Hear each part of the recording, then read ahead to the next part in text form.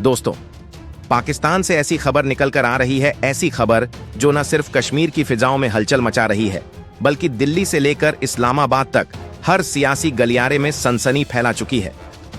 जी हां दोस्तों, इस बार कश्मीर का मुद्दा एक बार फिर पूरे जोश और जुनून के साथ सुर्खियों में है। लेकिन ये कोई पुरानी बहस नहीं, ये है नए तेवरों की नई आग। विदेश मंत्री एस जयशंकर ने ब्रिटेन में एक इंटरनेशनल प्रोग्राम के दौरान ऐसा बयान दे दिया जिसने पाकिस्तान की जमीन हिला दी। जब एक पाकिस्तानी पत्रकार ने बदतमीजी भरे लहजे में पूछा कि भारत ने कश्मीर पर कब्जा कर रखा है, तो जयशंकर मुस्कुराए और फिर बोला कुछ ऐसा कि पाकिस्तान के होश उड़ गए। उन्होंने कहा, हमने कश्मीर मसले का लगभग समाधान कर लिया है। पहला कदम था 370 हटाना, दूसरा था कश्मीर में विकास और सामाजिक न्याय, तीसरा शांतिपूर्ण और सफल चुनाव, और चौथा कदम होगा पाकिस्तान के अवैध कब्जे वाले कश्मीर को वापस लेना। जी हां, विदेश मंत्री ने साफ शब्दों में कहा, अब अगला टारगेट है पीओके। और जैसे ही यह बयान आया, विपक्षी खेमे में भूचाल आ गया। सबसे तीखा बयान आया जम्मू कश्मीर के पूर्व मुख्यमंत्री उमर अब्दुल्ला की तरफ से। उमर अब्दुल्ला ने इस बयान पर सीधा हमला बोला और केंद्र सरकार को ललकारते हुए कहा, कौन रोक रहा है आपको, जाइए और ले आइए पीओके। उन्होंने कहा, महाराजा हरि सिंह ने जब भारत को जम्मू कश्मीर सौंपा तो पूरा इलाका दिया था, लेकिन एक हिस्सा पाकिस्तान के पास चला गया। अब अगर सरकार कह रही है कि वो हिस्सा वापस लाया जाएगा, तो अब तक लाए क्यों नहीं?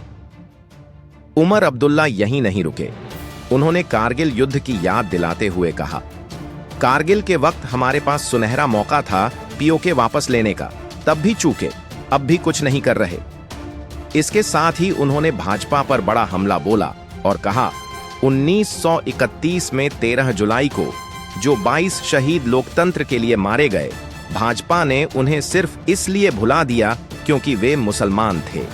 जी हां, पीओके, जो अब पाकिस्तान के लिए सिरदर्द बन चुका है। 4 सालों से वहां की जनता अंदर ही अंदर उबल रही थी, लेकिन अब वो गुस्सा लावा बनकर फट चुका है। अब वहां की अवाम ने पाकिस्तान की सरकार और सेना को खुली चुनौती दे दी है। मुजफ्फराबाद से बगावत की गूंज सुनाई दे रही है। पीओके की अवामी एक्शन कमेटी, जो अब वहां की सबसे बड़ी जन आंदोलन की ताकत बन चुकी है, उसने ऐलान कर दिया है कि अब आतंकवाद को पीओके की जमीन पर बर्दाश्त नहीं किया जाएगा। आतंकियों के जनाजे पर रोक लगा दी गई है। मारे गए आतंकियों को अब पीओके की धरती में दफनाने की भी इजाजत नहीं दी जाएगी। यहां तक कि आतंकी संगठनों के किसी भी तरह के आयोजनों पर भी पूरी तरह पाबंदी लग चुकी है। और ये आवाज पाकिस्तान की सेना और आईएसआई के लिए एक बहुत बड़ा झटका है, क्योंकि आज तक वो पीओके को अपनी प्रॉक्सी वॉर की प्रयोगशाला की तरह इस्तेमाल करते आए थे। यहां के नौजवानों को बरगलाकर आतंकवाद की आग में झोंकते रहे। लेकिन अब खुद अवाम ने उठाया है शांति और आत्मसम्मान का झंडा। अवामी एक्शन कमेटी वही संगठन है जिसने पहले भी पाकिस्तान सरकार को गेहूं और बिजली के मुद्दे पर घुटने टेकने पर मजबूर किया था, और आज वही संगठन इस्लामाबाद को बता रहा है, अब और नहीं सहेंगे जुल्म, अब हमारी जमीन पर आतंक नहीं चलेगा। अब सवाल यह है, क्या यह बगावत सिर्फ शुरुआत है?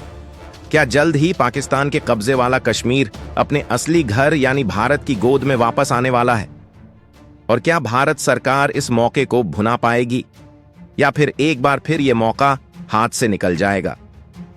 यह सवाल अब सिर्फ उमर अब्दुल्ला का नहीं, यह सवाल अब पूरे देश का है।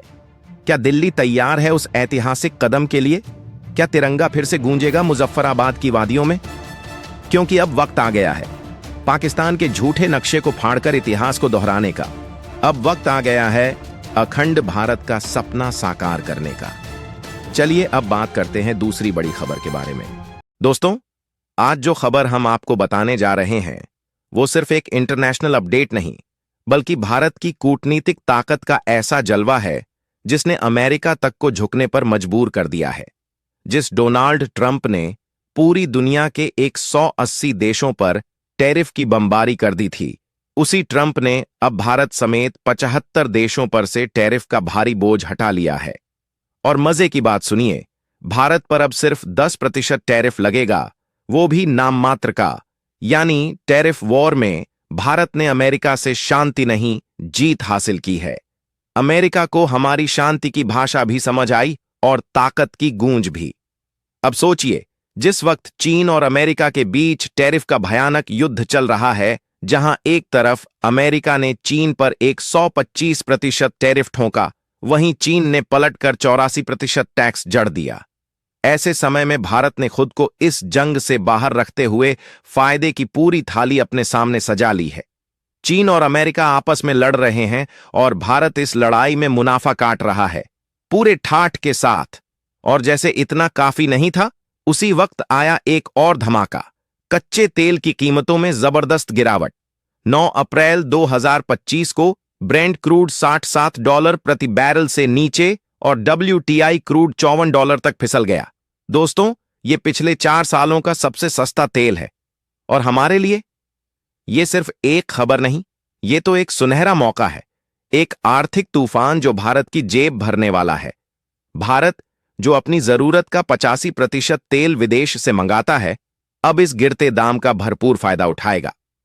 मार्च में भारत ने रिकॉर्ड 5.3 मिलियन बैरल प्रतिदिन तेल आयात किया था। रूस से 1.88 मिलियन और अमेरिका से 9.29 मिलियन बैरल। अब तेल सस्ता, खपत ज्यादा और फायदा सीधा देश के खजाने में। और अंदाजा लगाइए, हर साल भारत को 20 से 25 अरब डॉलर की बचत हो सकती है। सोचिए, यह पैसा जाएगा कहां? रोड, रेलवे, स्कूल, हॉस्पिटल और हमारे हर दिन की जिंदगी में। अब बात करते हैं उन 8 भयंकर फायदों की जो इस सस्ते तेल से भारत को मिलने वाले हैं। पहला, महंगाई पर सीधा ब्रेक। जब पेट्रोल डीजल सस्ता होगा तो सब्जी से लेकर मोबाइल तक सस्ते होंगे। दूसरा, करंट अकाउंट डेफिसिट घटेगा, यानी डॉलर पर निर्भरता कम होगी। तीसरा, रुपये की ताकत बढ़ेगी, जिससे विदेशी बाजारों में भारत का दबदबा बढ़ेगा। चौथा, इंडस्ट्री को मिलेगा फुल बूस्ट, क्योंकि प्रोडक्शन सस्ता होगा। पांचवा, ट्रांसपोर्ट खर्च में भारी कटौती, जिससे लॉजिस्टिक्स सेक्टर चमक उठेगा। छठा, निर्यात में उछाल, क्योंकि भारतीय सामान विदेश में और सस्ता पड़ेगा। सातवां, सरकार के पास बचेगा ज्यादा पैसा, जो स्कूल, अस्पताल और सड़क में लगेगा। और आठवां, आम आदमी की जेब में राहत, पेट्रोल डीजल सस्ता, मतलब सीधी बचत। अब सोचिए, जब चीन की इंडस्ट्री 125% टैरिफ से कराह रही है, तब भारत सिर्फ 10% में सामान बनाकर दुनिया को सप्लाई करेगा। यही वजह है कि भारत अब ग्लोबल मैन्युफैक्चरिंग हब बनने की राह पर दौड़ रहा है। हमारी रिफाइनरीज अब 5.3 मिलियन बैरल प्रतिदिन की रफ्तार पर काम कर रही हैं, और सरकार पहले ही रूस और अमेरिका से सस्ते तेल के लिए गेम प्लान बना चुकी है। आज का भारत मजबूर नहीं, मजबूत है। आज का भारत मौन नहीं, निर्णायक है। और इस बार भारत ने सिर्फ टैरिफ की लड़ाई नहीं जीती, बल्कि दुनिया को दिखा दिया कि हम अब कूटनीति के भी बादशाह हैं और बाजार के भी महाराजा। तो दोस्तों, अब आपकी बारी है। इस वीडियो को शेयर कीजिए, अपने विचार कमेंट में बताइए और इस शानदार खबर को हर कोने तक पहुंचाइए, क्योंकि ये सिर्फ न्यूज नहीं, ये है भारत की विकास क्रांति की गूंज। जय हिंद।